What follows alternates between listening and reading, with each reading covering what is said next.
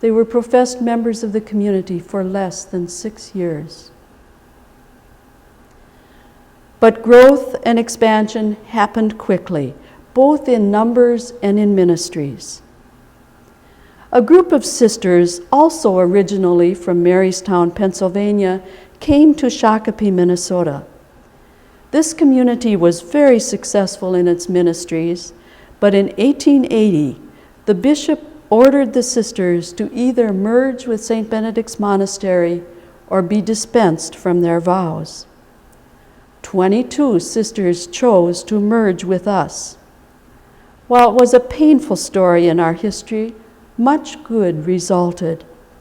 They were English-speaking, well-educated, and experienced, and made significant contributions to our community ministries, a boon especially for staffing St. Benedict's Academy and later the College of St. Benedict, as well as several hospitals.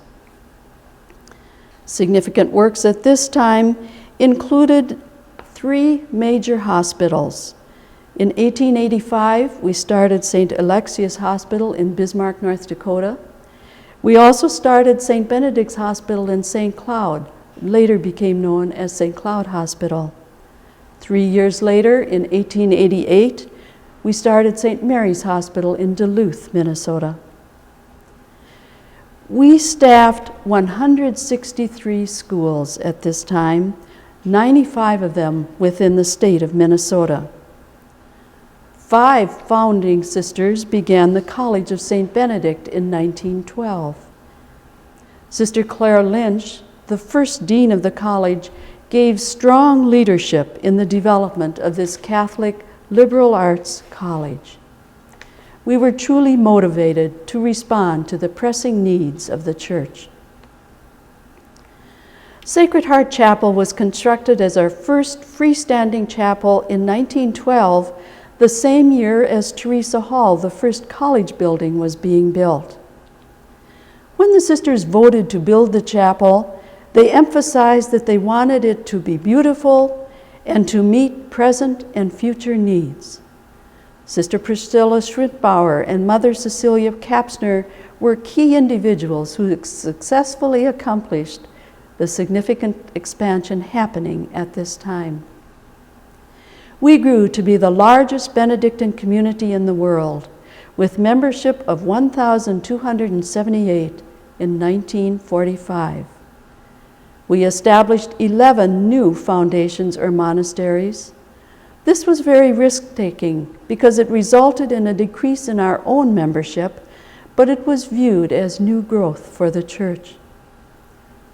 Sister Evan Rademacher summarized this way. During the first 100 years, St. Benedict's Monastery was a community of sisters, orphans, grade and high school girls, Ojibwe girls, young boys, and college women, as well as chaplains and employees. We shared not only our buildings, but our lives. We also looked beyond the United States. China became our first foreign mission in 1930.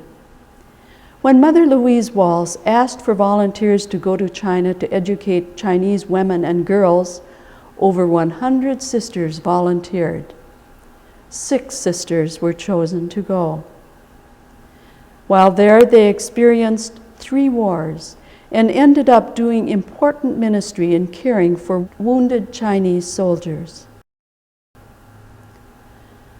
The Communist Revolution forced the sisters to flee in 1948, but the happy result of this was to have presence of sisters in both Japan and Taiwan.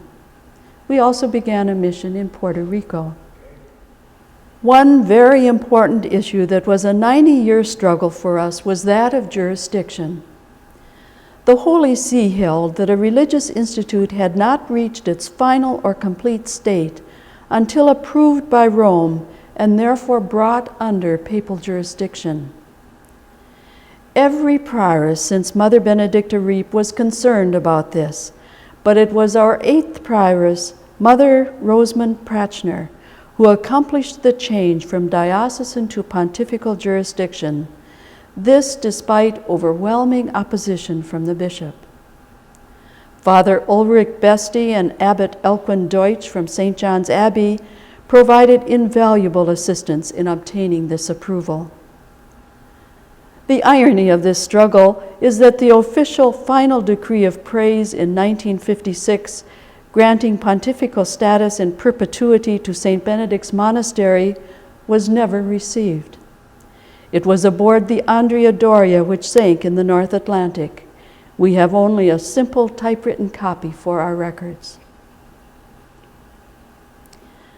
Vatican Council II